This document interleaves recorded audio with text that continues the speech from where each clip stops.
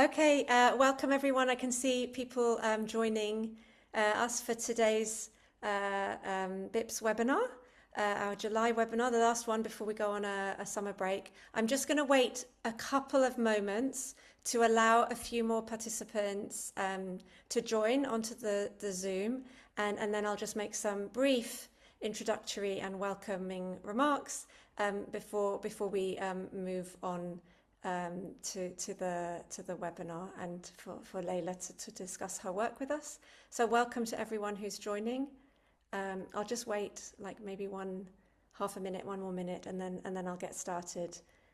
But welcome everybody who's coming on so far on a warm summer's day. Hopefully everyone's having nice sunshine today. We're having a bit too much sunshine in Cambridge, where I am based. Okay. I will just get started because I've got a few introductory remarks, and then people can be joining while I get through these slides. So welcome to everyone who's joined so far to this July webinar, where we're going to be joined. We are joined already by Leila Rahimi Bahmany, and she's going to be speaking about literature in the service of monolingualism, Turkophobia in modernist Persian poetry. So we're absolutely delighted. I think this is a really interesting and probably understudied topic. So we're very privileged to have Leila joining us. And I'll just talk through a few introductory slides that we're going to move on to. So first of all, if you've joined us and found out about the webinar today because you're already a member of BIPS, the British Institute of Persian Studies, then welcome. And this is really one of the key kind of features that brings the community together every month online around the world. But if you're not already a member of BIPS, please do consider joining us. You get access to the Iran Journal. You get discounts on some of our events and on some publications. We publish some books. We have a book series as well as the journal. And it really helps with that networking. You get put in touch with other members of BIPS. It's a really great and growing community. And there are funding opportunities, which I'll speak about in a moment, but that you can be eligible to apply for research funding and student funding and travel funding. If you are a member, and do support us because we survive on very little funding. So you can follow that QR code if you are interested. And here we see the deadline for the upcoming travel, career, research and research assistant grants is, you've got plenty of time if you want to put together an application. The deadline is the 11th of September. But yeah, you would need to become a BIPS member ahead of or at the same time as making that application. So check out our website bips.ac.uk to find out more information about that. We'll be taking a short summer sort of recess, a break from our webinar series in August, but we will be returning at the end of September, the 29th of September, where we're delighted to have Forugh Koshani-Sobet joining us to speak about authority in attire, revisiting the unveiling decree of 1936. So make a note of that date in your diaries, and we hope to see many of you there. And if you want to make sure you don't miss out on any of our events, please do follow us on socials, look at the website. You can find previous webinars that have been recorded and made accessible on the YouTube channel, and of course you can consult the website. Just to remind you of our events policy, I just want to put that there, so just to make sure that we're all polite. I'm sure we all will be. So just to make you aware of the events policy, and I'm just going to hand over in a moment to Leila. We're delighted to have Leila joining us. She's a guest professor of Iranian Studies at the Institute of Near and Middle East at Ludwig-Maximilians-Universität München, and she's got a wonderful book looking at Forugh, Farrokhzad and Sylvia Plath, and her more recent book published last year with Edinburgh University Press called Azeri Turkish Narratives in 20th-Century Iran, Resisting Monolingualism, is something that links in with what she's going to be talking about with us today. So do go and look that out and have a read, because that's a wonderful book. And I will hide myself now, hand over to Leila, and I'll pop up again at the end for some Q&A. So we'll be listening to Leila's talk, and then there'll be a chance for question and answer where you can type into the Q&A box at the end after her talk. Thank you very much, and over to you, Leila. Thank you very much for the invitation. So do you see my PowerPoint presentation? Yeah, this is perfect. Thank you. Okay, thank you very much again. So the title of my presentation today is Persian Literature in the Service of Monolingualism, Turkophobia in Modernist Persian Poetry. With the growing contacts between Iran and the West since the Qajar period, Iranian intellectuals, mesmerized by the industrial, economic, scientific, political, and cultural progress of the West, developed a deep anxiety towards it. Viewing the West with ambiguous feelings of attraction and apprehension, they sought to diagnose Iran's problems and find ways to free their own country from backwardness. They adopted some Western ideas of enlightenment and modern state-nation, appropriating them to their own conditions. When the first Pahlavi king Reza Shah assumed power through the coup of 1921, he sought to forge a distinct identity for Iranians and hastily modernize Iran by following the proposals of these intellectual propagandists resorting to force and violence. The unwavering determination and resort to absolute power and even violence, iqtidar, was indeed expected and prescribed by some modernist intellectuals as the only way of efficiently curing the country and saving it from backwardness. Monolingualism as a core element of nation-state was adopted by Iranian propagandist intellectuals and politicians. The idea of one language, one state, where a single language functions as a cohesive force for the nation and other languages are seen as noxious and detrimental to nations' unity and national pride, soon prevailed within Iran. Persian was adopted as the primary marker of the Iranian nation, distinguishing it from neighboring countries and their languages, much like Shiism was used to mark territory and political power against the primarily Sunni neighbors during the Safavid period. In this context, the existence of other languages, particularly those common with neighboring countries in the frontier regions, became extremely unsettling for Iranian nationalists, who had adopted a definition of their nation through the single language of Persian. In this nationalistic imagination, a single language, that is Persian, was held to ensure the organic unity and political health of the nation.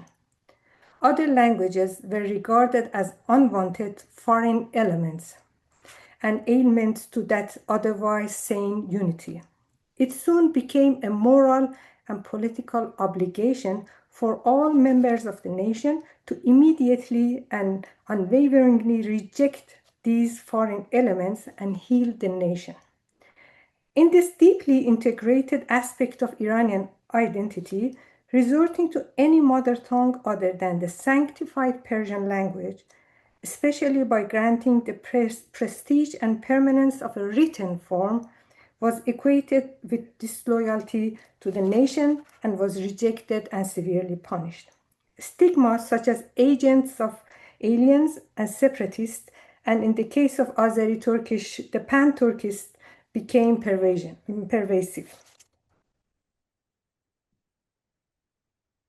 The assumption of monolingualism as the norm and pathologization or othering of multilingualism as aberrations has been labeled differently by various linguists, such as monolingual bias, monolingual perspective, monolingual mindset, monolingual habitus, monolingual paradigm, and monolingual chauvinism. In the Iranian context, this bias has been recurrently referred to as Persian chauvinism, chauvinisme farce or chauvinisme farsi. The monolingual bias was further complicated with the popularization of racism in Iran, and the mythologization and idealization of Aryan race by recurrently equating language with race. These ideas were adopted to suppress and marginalize different linguistic or ethnic groups in Iran. Another interconnected essential element of all nationalisms is the distortion or reinterpretation of past and glorification of that illusory history, sometimes referred to as archaic nationalism. The French Orientalist, historian, philologist, and philosopher Ernst Renan states, "Getting its history wrong is part of being a nation." And the prominent socialist and political nationalist Karl W. Dodge asserts, "A nation is a group of people united by a mistaken view about the past and hatred of their neighbors." Modernist Iranian politicians and propagandist intellectuals aim to create and emphasize a pure, homogenized Aryan Persian nation in the ancient past by renouncing other languages and cultures as unwanted foreign elements forced upon Iranian territory throughout history. They stress the necessity of returning to that pure Iranianness and Iranian past by homogenizing Iranian language and culture through linguistic purism and cultural cleansing, Persianization, and glorification of pre-Islamic, pre-Arabic, pre-Mongolian, and pre-Turkic Persia. Many prominent intellectuals and ideologues of the time made Persianization and scathing denunciation of other languages, particularly Turkish and Arabic, their passionate call. Among them are Sayyid Hasan Taqizadeh, Taqi Arani, Muhammad Ali Furuqi, Abbas Iqbal Ashtiani, Sayyid Ziauddin Tabatabai, Sayyid Hasan Taqizadeh, I mentioned, Mahmoud Afshar Yazdi, Nazih Natiq, and Hussein Qoli Katibi, Shahrukh Meskoob, Yahya Mahyar Nawwabi, whose ideas were also adopted and repeated by later figures even to date. These early figures were mainly under influence of the Berlin Circle Iranian intellectuals who emulated monolingualism and the concept of a mother tongue propagated by the 18th century German philosophers such as Johann Gottfried Herder, Wilhelm von Humboldt, and Friedrich Schleiermacher. The idea that one mother tongue is a key structuring element of a culturally and linguistically homogeneous nation state. The idea that soon turned into an essential feature of modernity. Although these intellectuals advocated learning other languages, they promoted monolingualism.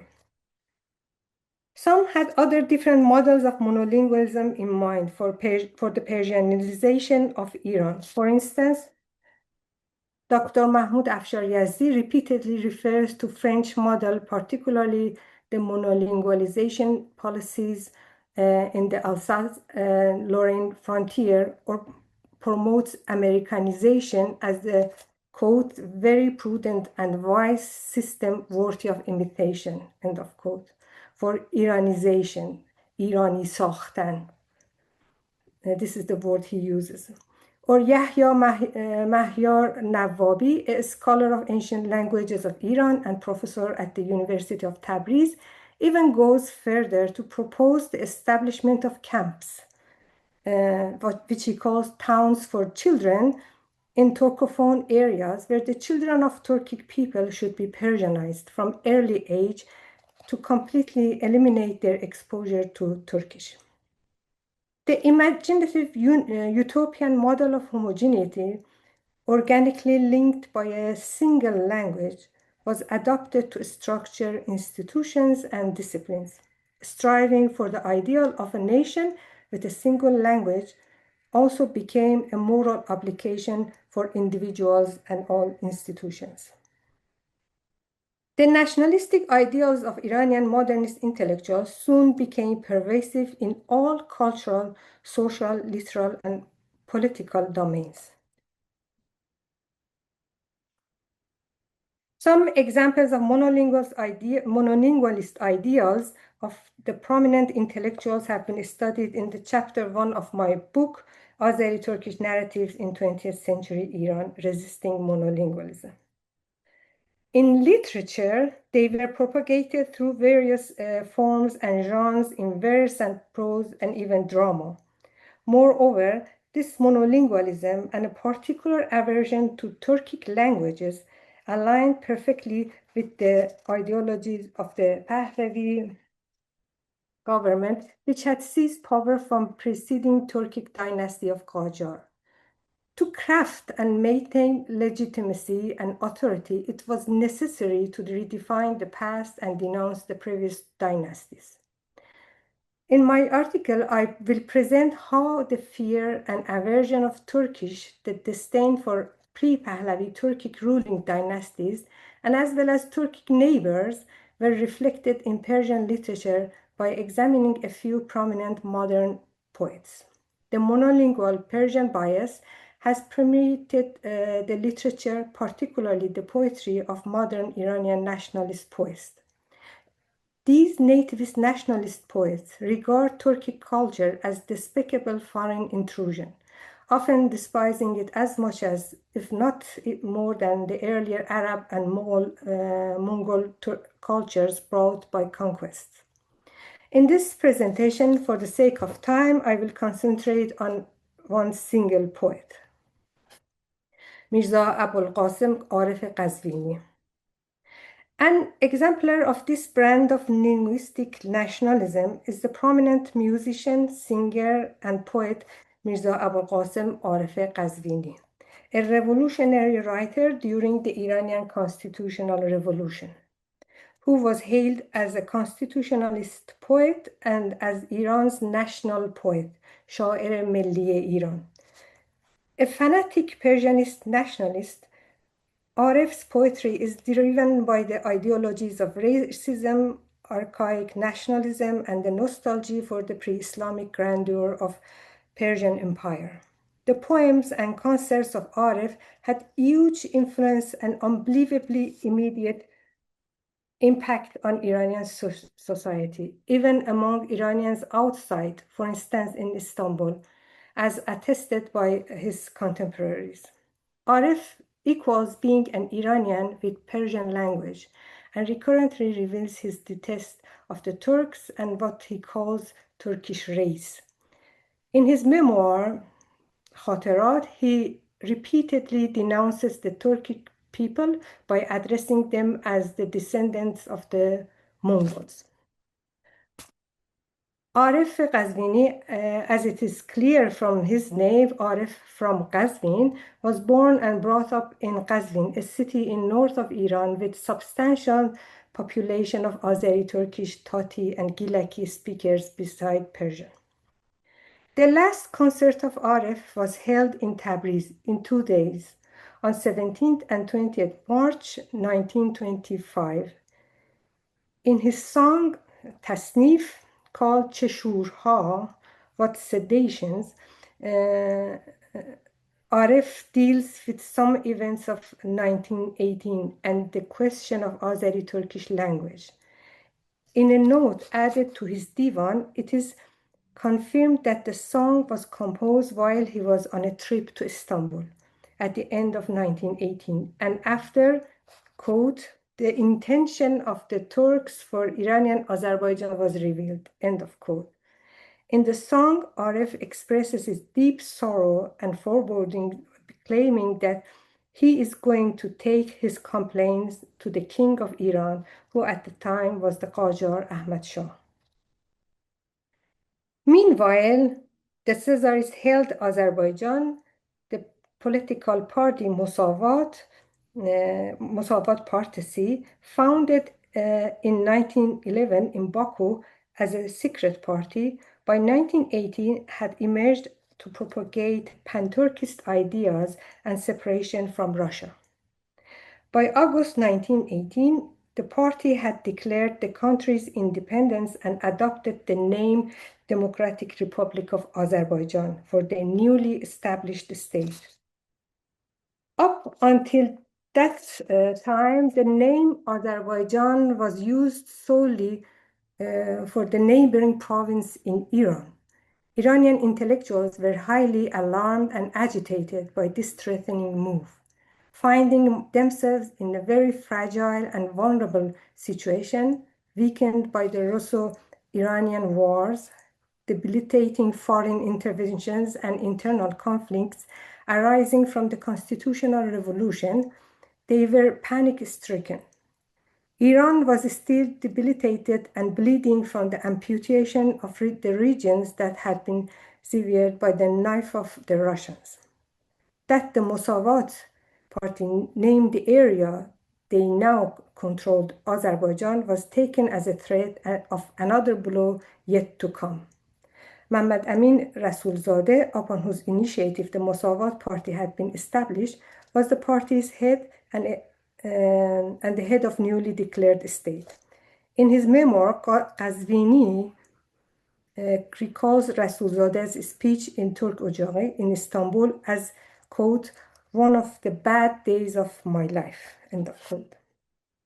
Aref responded to these developments with alarm and indignation. The poet says he is going to inform the Qajar royal court about their deceits, veil, پرده‌های نیرنگشان, of how these Turks' craftiness has ruined their land, their castle, and their royal court. Then he invokes legendary Iranian heroes Giv and Rostam, who had saved the land in ancient times. Aref finds this purported deceit coming from the Turks not unexpected, calling this the time of, quote, the deceit game of the Turks, دور ترک بازی. After invoking the legendary kings and mythical heroes of ancient Iran by calling them one by one, the poet says in a nostalgic tone,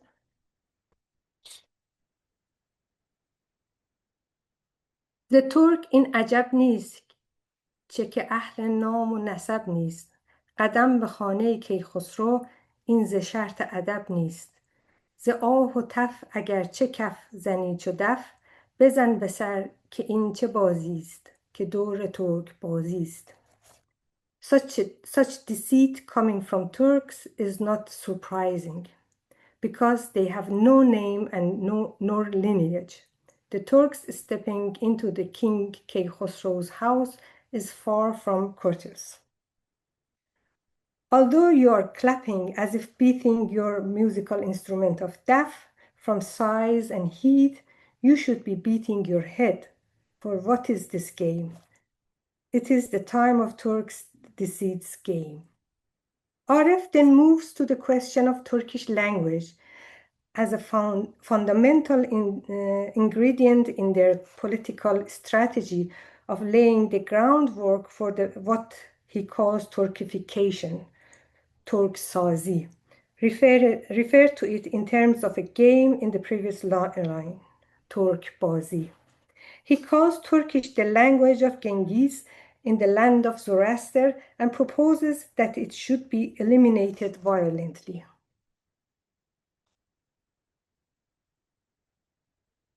برای ترک سازی عجب زمین سازی است. زبان ترک از برای از قفا کشیدن است. صلاح پای این زبان ز مملکت بریدن است. دو استه با زبان فارسی از ارس پریدن است. نسیم صبح دم خیز بگو به مردم تبریز که نیست خلوت زرتشت جای صحبت چنگیز. It is such a strategy of Turkification. Turkish language is there to be ripped off from the throat. It is advisable to cut its legs out from under it, that is, to destroy the foundation of Turkish language in the land. Galloping with the Persian language, jumping over Aras, oh God, leaping. Morning breeze, get up, tell the people of Tabriz the solitary retreat of Zoroaster is not a place for the speech of Genghis. In an adaptation of the popular line by the prominent 11th century poet Hafiz, Aref addresses the people of Tabriz and Iranian Azerbaijan in general through the intermediary of the morning breeze to denounce their mother tongue. The poet then picks up the idea of how the language of region was only later changed to Turkish. Finally, by turning to another legendary martyr prince of ancient Persia, Siavash, he asks the people not to forget their origin. زبانتان شد ز میان به گوشه نهان سیاه پوش و خاموش ز ماتم سیاوش گر از نژاد اویید نکرد باید این دو را فراموش. Your language disappeared, hiding itself in a corner, black-clad and silent, from mourning for Siavash. If you are his descendants, you should never forget these two. By these two, the poet seems to be referring to the aforementioned prophet of Zoroastrianism, Zoroaster, and the legendary Iranian prince Siavash, who was innocently murdered by the arch-enemy of Iran, the Turanian king. Aref directs his wrath at the leaders of Musavat party as a bunch of greedy Ahl-Oz charlatans, a handful of imposters, mushti, huqqabaz, and bastards, haramzadegan. He calls the session in which the decision was made to declare this new nation the mourning ceremony for the death of civilization. مجلس شوری به ختم مرگ تمدن. He says if this is equality, a reference to the party's name, Musavat, the barbarism is better to be revived. In a highly metaphoric language, he then says that Rasulzadeh did not sell the region to the Turks free of charge. The poet felt deeply betrayed by Rasulzadeh, whose act he compares to traitorously selling the area which once was part of Iran to the Turks. For the poet, the deal he made with organization Turk Ocağı, the cultural and educational and in some periods political NGO established 1912 in Istanbul, brought him no gain, only loss, tears, smoke, and thousands of potential perils. In another poem, Aref calls on the people of Azerbaijan to abandon Azeri Turkish, which is the shameful reminder of the invasion of Tatars and Mongols, and replace it with beautiful, sweet Persian. In his ghazal, he writes, چسان نسوزم و آتش به خشک و تر نزنم که در قلمرو زرتشت حرف چنگیز است. زبان سعدی و حافظ چه عیب داشت که اش بدل به ترک زبان کردی، این زبان هیز است. رها کنش که زبان مغول و تاتار است، ز خاک خویش بتازان که فتنه انگیز است. دچار کشمکش و شر فتنه زین آن الالابد به تو تا این زبان گلاویز است.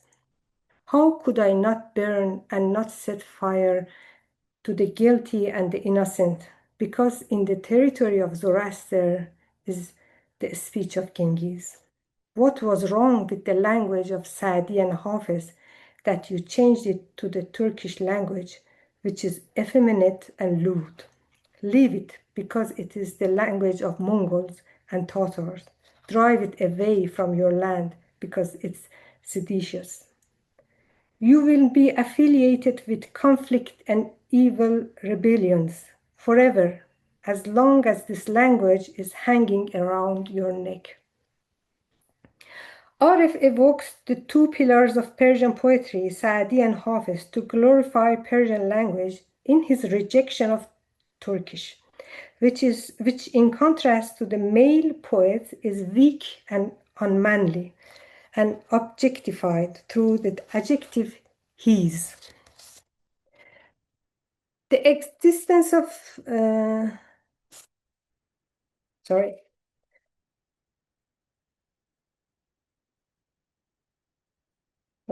The existence of the Turkic language in the region makes him so wrathful, so that he burns the guilty and innocent with the fire of his wrath.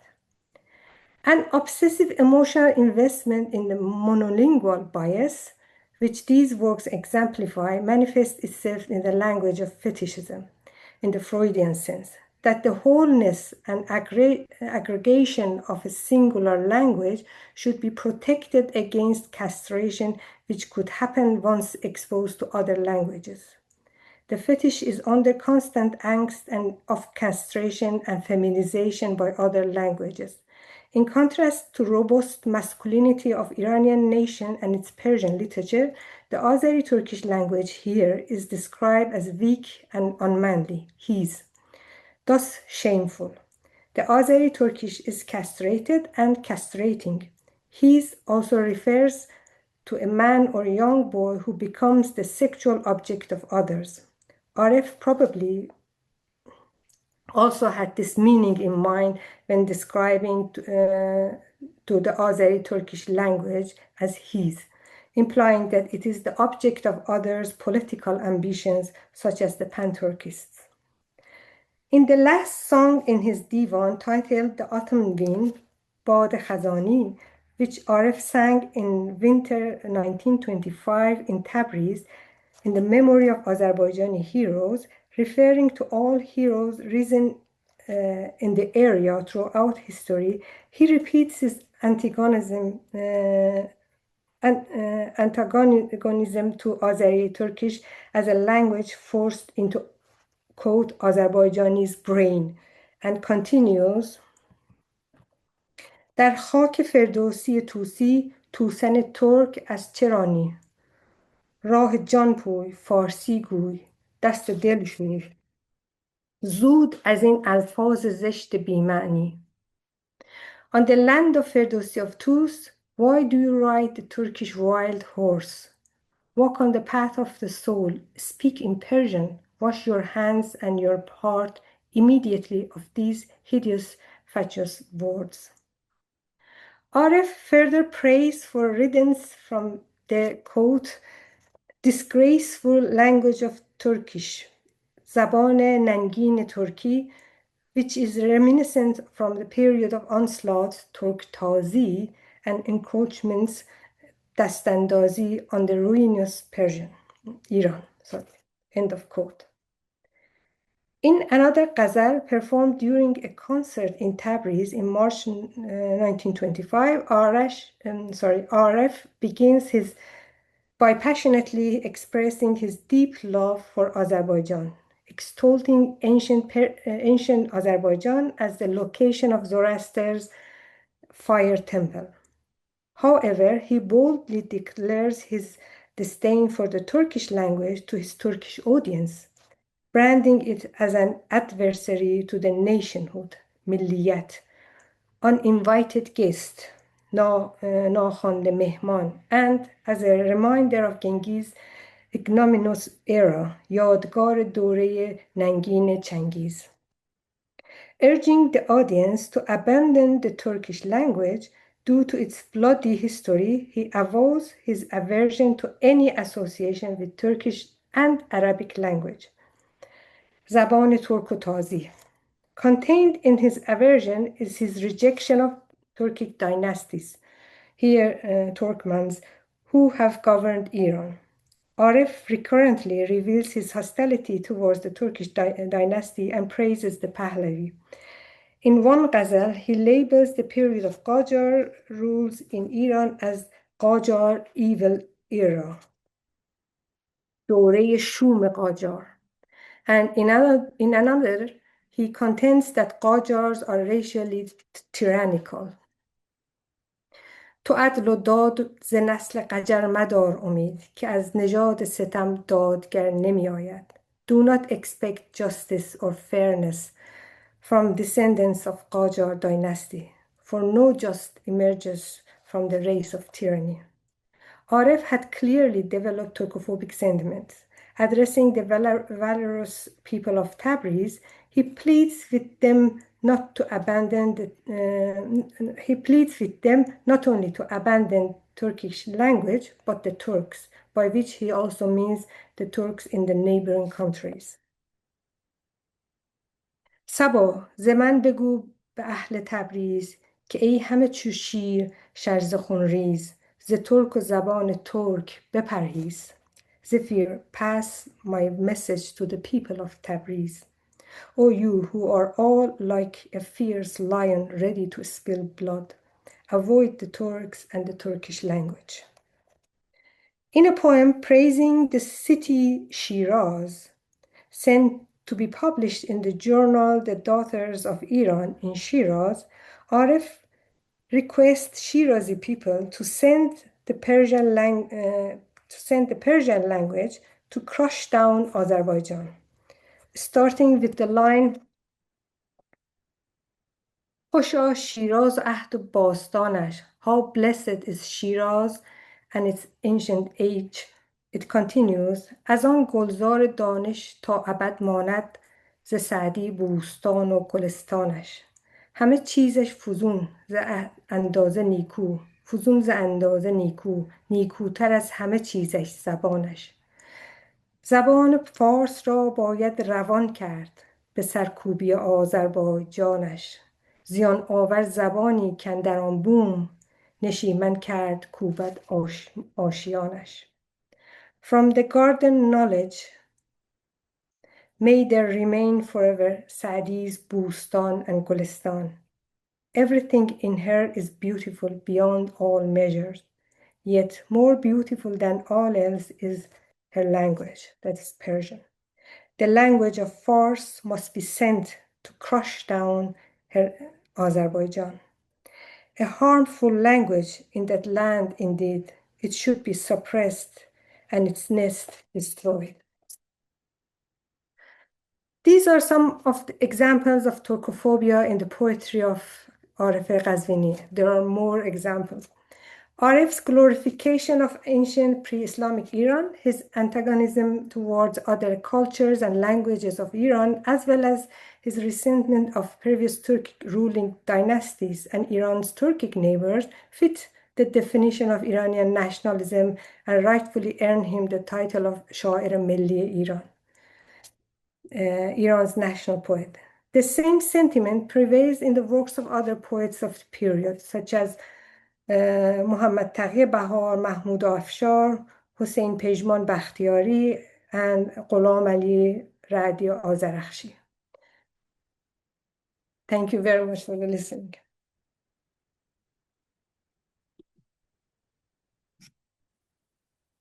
Oh, thank you. Thank you very much, Leila. That was wonderful, and it was great to have so many examples of the work of Aref, so we could really see. And as you say, the fact that there are then more examples, we can imagine it's quite a lot. So if anyone has any questions that you would like to ask of Leila, then please do enter them in the, there's a chat or a Q&A, there should be a Q&A box down at the bottom of your screen. And while we wait for people to have a think and see what they would like to ask you, I'm really curious, do we know anything about what the people of Tabriz thought of Aref and of these poems when they were hearing them? Do we know what the reception was of Azeri speakers to these kinds of statements? There are some studies that they from the contemporaries of Aref and also from the people who were there, they say that people who were among the audience praised Aref a lot and were cheering him at the time. Okay. Do we know if that's reliable? Do you think that it sounds, I mean, it just seems, it seems instinctively surprising, but do you have any insight into that? Like, why would Azeri speakers be, I guess there's a complex relationship between I think Persian and Azeri the speakers of Azeri will be also speakers of Persian. So I don't know if you can reflect on. I think the reports are not very much reliable. Okay, fine. But also there was this feeling of nationalism, which Yes. also was against the Turkic neighbors, and also the pan-Turkism which was going on there, and it was regarded a threat for the Iran. I can imagine that many people also praised Aref in that concert. But it couldn't be that everyone was praising their language being so, humiliated and rejected. Yes, it's quite rude, to go Yes. to, it's quite bold to go to Tabriz and, Yeah. and make these kinds of statements. So we have, and please do ask questions if you're in the audience. Someone thanking you for the talk. Just asking, someone's asking, I guess, what they've asked, was there opposition to the sentiments which pointed out Iran's long history as a multi-ethnic empire? So I'm trying to. I don't understand the I question. don't actually understand the question either, so I'm just reading it slowly. Was there opposite? The sentiments, I guess they're asking, maybe that attendee could perhaps rephrase the question. So I'll just move on to something else. So Mullah Nasruddin has a cartoon which shows a strong disagreement against the thoughts of Aref. So I guess Yes. that's a good, thank you for that contribution from someone in the audience so that we can see a Yes, response. yes, I think I know which the cartoon is. So the people are asking, the students are asking the hoja or the teacher, why are you forcing this tongue inside our mouth while we already have a tongue, which is Azeri? So Yes. yes, it's true, because also in Mullah Nasreddin, many things were also written in Azeri Turkish, and Hmm. Yes. so I agree with the. Yes, it's good to raise that. Um, uh, Someone's asking if you have any further examples, and if we were to do a contextual analysis of the words that refer to Turk in Aref's poetry. So the kinds of words he's using to describe or to refer to, in place of saying Turk, what other kind of words is he using? If we were to analyze those, they're asking how you might classify the main thematic categories. So what kinds of terms are being used to describe the Turkish people and the Turkish language? Yeah, the examples which I presented today are not all of them. There are many other cases, and there are many other really evil cases which Aref uses. He addresses the Turks of the Turkey. For example, in one of the poems, he even has a note that this is written in reply to Suleiman Nazif's remark, which I don't know what was their remark, but then he goes on calling the Turks as like donkeys, or they can never be civilized. They are ashamed to Muhammad. They have even ruined the religion of Islam, and he goes on and on. But I think it was something of pan-Turkism in what was written or said by Suleiman Nazif, which angered him. But at the same time, Aref does not completely separate the Turks of Turkey and Turks of Iran. So he uses these words also for them and also for the Turks Iran. So for him, the idea of being Turk and Turkish is something which should be rejected within the territory of Iran. So all of those terms are just sort of anything derogatory that one could think of being un-Islamic or being stupid or Yeah. um, being somehow morally corrupt. All of those kinds of terms are the terms that are used. Yes, they were. This particular poem was so bad that I decided to Yes, not to present today. Yes. Okay. And do you look at other minority languages within Iran? I mean, is Turkish considered to be is it particularly focused on as a threat because of that pan-Turkic kind of perception? So as you know, we have many languages within Iran, but the languages which are common with neighboring countries and the languages which have large number of people, so they are regarded as a threat. They're the threats. For example, it's Turkish, and also there is a huge disdain, which everybody knows, about Arabic language also. But the other languages, because they are not such a big threat, considered. Yeah. Yes. Yeah, thank you. Someone's asking, sort of asking about when Turkish words enter into the Persian language. And I mean, they've asked the percentage. You might not know the percentage, but could you say anything about how much Turkish might be considered to have become part of and, integrated into Persian language with borrowed words and so on? We already know that there are many words which have been borrowed into Persian language, especially in some categories.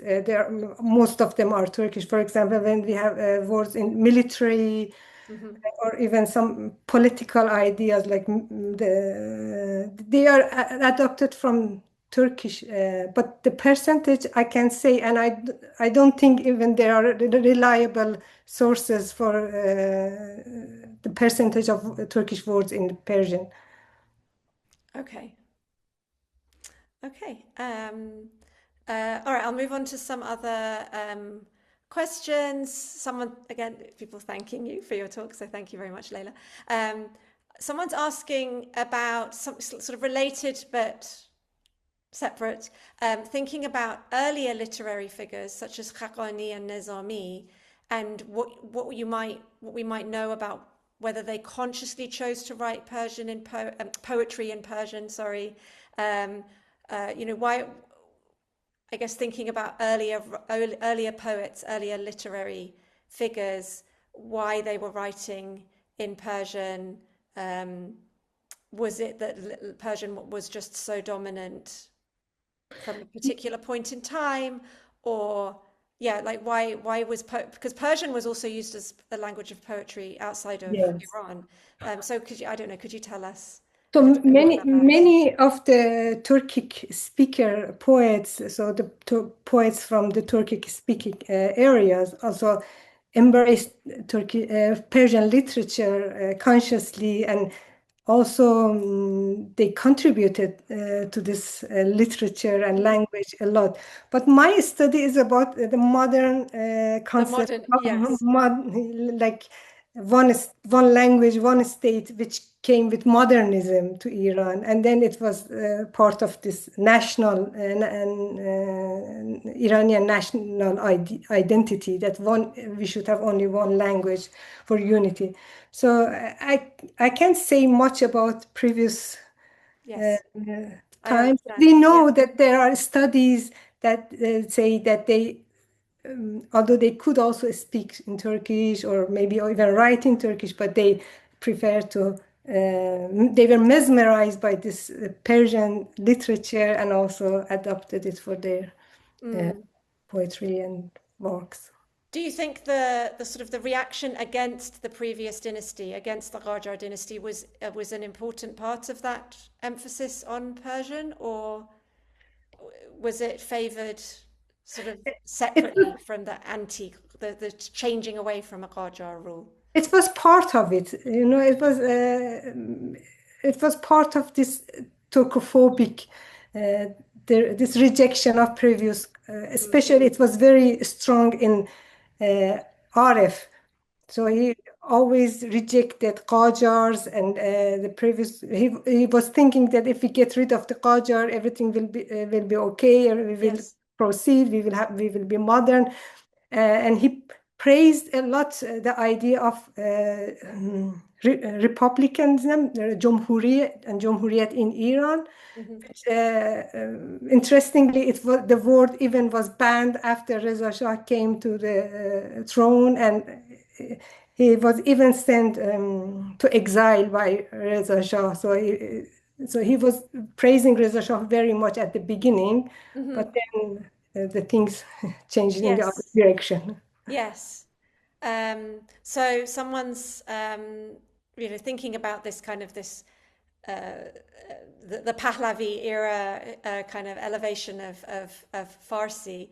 So when we're thinking about the politicians of the period, I guess so moving maybe slightly, the question's moving slightly beyond Aref as a poet, that they were, that this was important to their unification of the country, choosing it as the official language, focusing the new education system and all of the new bureaucracy around the Persian language. So they're just asking for a little bit more of your views on, I guess, the political, I don't know, what could we think about the relationship between the political project of nationalism and these poets, and the relationship between those two?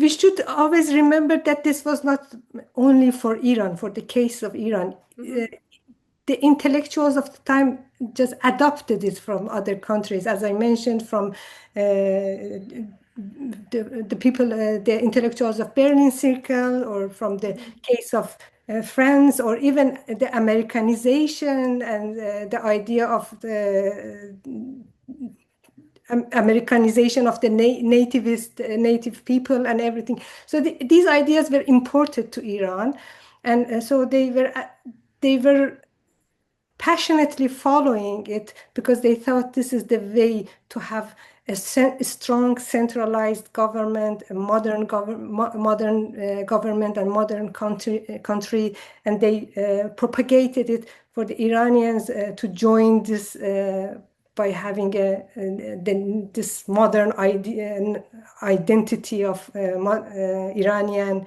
which is associated with Persian. Okay. Someone's asked about, were there particular geopolitical fears vis-a-vis the Ottomans driving this Turkophobia? Yes, as I mentioned, especially in some of the poems I mentioned today, in the case of Aref, they were written in reaction to the fear of pan-Turkism, that Iran will also lose these other areas of Turkic-speaking people to Turkey or to the I don't know, northern countries. So they were this high fear among the intellectuals, and this Turkophobia was mainly a reaction to this fear of pan-Turkism. Or yes. We've had clarification of the slightly unclear question from at the beginning. So they've rewritten. So they're asking sort of when Aref and these other monolingual poets, or these monolingual sentiments are being raised, were there other people around who were challenging this view of the need to prioritize, or the sort of the dominance of the Persian language? Was anyone pointing out Iran's sort of history as multi-ethnic and multilingual? Or were those voices too crushed?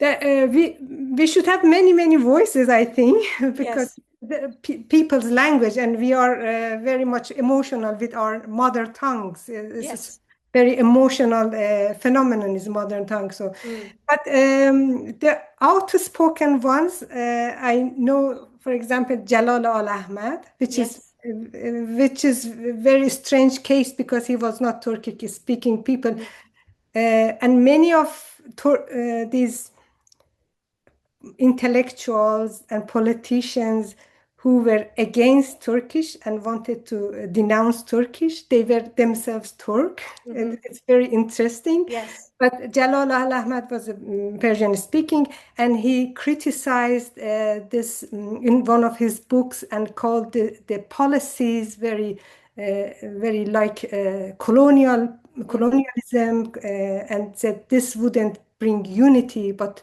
more separation and suppression of people. So he goes on and elaborates on his critical views.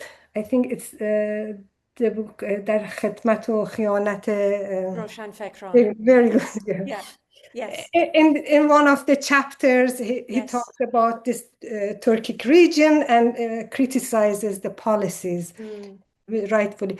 And another example which comes to my mind is Shahriyar.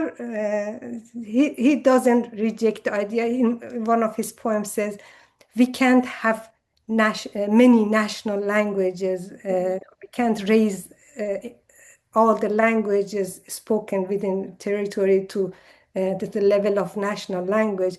But on the other hand, he also criticizes those who insult the Turkish language and the mother tongue of so many people. Yes. And that links nicely onto the next question, which is about mother tongue. And do we know what the mother tongue or first language of Aref was? No, I don't know. I don't know. That's why I also talked about it in the presentation, that he was born in Qazvīn. We know he was born in Qazvīn, and his ancestors were somewhere from Maraghe, Rudbar, which I don't know where it is exactly, but we know that Qazvīn has had a substantial population of Turkic-speaking people. Yes. But still, I don't know if Turkish was spoken at their home or he knew Turkish. The questioner says that apparently Aref did speak Azeri, and apparently he spoke it only though with his housekeeper in Hamadan at the end of his life, according to... Yes. So he is another case of against Turkish language. Yes, yeah. So how, someone's asking how much has this kind of narrative continued into the present times and extended perhaps to other minority linguistic groups? Do you trace it through to more recent times at all within your study? In my study, no, I don't trace it, but it's present everywhere. Even when I was writing this book of Azeri Turkish Narrative, which is basically studying the short stories, memoirs and narratives written in Azeri Turkish. So some people would ask me, why do you work on Azeri Turkish? Do you have separatist ideas? Immediately they would connect anything with this language, especially when it is in written form, because they usually denounce the languages as vernacular or oral. It's okay if it's the language of lullaby or spoken by nannies. These are fine. If you are going to write it, then they get alarmed. Yes, and I mean in the current context of conflict and international war, I guess these kinds of sentiments and these overreactions and fears of separatism become exaggerated in this kind of current context of conflict. And about the second part, which is about the other minority languages, I haven't studied them. So I hope my study opens also a way for others. Yes, exactly. And speaking of that, another participant has just wants to share with you and with the audience that they've come across Tati speakers in Marand and Jolfa who were in effect trilingual, and just we could sort of reflecting that perhaps surely that was the linguistic picture of Azerbaijan prior to the Safavid rule, so that we have many languages being spoken in that period, I guess then probably across Iran, that many people would have had multiple languages that they were fluent in. Yes, this shifting of language is very interesting. Also, previously, because of the inaccessibility of the area with mountainous area, so even the different villages would speak different kinds of Azeri Turkish. Yes, yes, And, yes. yeah, and gradually I have noticed through the films they watch from Turkey, if the language is changing, they are adopting the accent and many words from Istanbul Turkish. Yes. Yeah. So language is always, it's a living thing, it's constantly Yeah. changing. Someone just wants to know, was this, I'm assuming Aref is just one example. They're saying that he's not exceptional, right? His treatment No. of the Turkish language, he's just one example. Yes. There were many others. Yes. Yeah. Yes, I also mentioned here, like At the Mahmoud. beginning, you mentioned other names. Yes. Yeah, and in especially in poetry, for example, we have Mahmoud Afshar. We have some poetry which is against, which is like Turkophobic. Hossein Pejma Bakhtiari, Ghulam Ali Raed, sorry, Radi Azarakhsh, and there are just a few examples. Yes.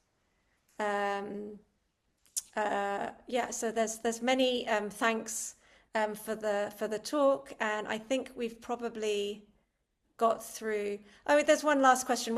Is there a connection between this Persian language nationalism and the rise of Nazism, or like support for Germany? I guess because you mentioned the influence of the Berlin Circle. So do we see a strong connection between the poets and intellectuals of this period, and I guess a bit after this period, and Germany? So this ideas of race and racism was brought also to Iran, and this Aryan it has been studied by many scholars, the Aryanism or Aryan race, and they always mix the language with race. Also in Aref, we see that they go to language and race back and forth as if they are the same thing. Yes, that's So really fascinating. yeah. So in a sense, yes, they were adopted and they were integrated in the idea of nationhood, nationalism. Okay. Thank you so much. It was fascinating. I'm sorry I didn't get through every single question, but I tried to cover the broadest range, and where there was an overlap between questions, hopefully that's got covered. Obviously, I'm sure people can reach out to you by email, Leila, Yeah, sure. if they would like to. And someone is asking actually how they can contact you. I'm guessing if we Google your name, Yes. the university page will come up. Yes. So that's the easiest way. So this is nice. We bring people together through these webinars, which is wonderful. So you can forge connections. Yeah. I would also like to thank you, Eva, Leila, and also for the organization, the people who organized this. Yeah. This. Yeah, thank you. Thank you And very much to everyone. Maria. Maria is behind the scenes, Yes. doing all of the administration and making these talks happen. So thank you very much. And thank you to to the everyone who listeners. joined us. Yeah, thank you very much, Leila. It's lovely to meet you, and we should all go out and read Leila's books and learn more about this really fascinating topic. And thank you everyone on a summer's evening for joining us today. And I wish everyone a good rest of their day. Thank you so much, everybody. Thank you, Leila. Thank you. Thank you. Bye-bye. Thank you. Bye. Bye.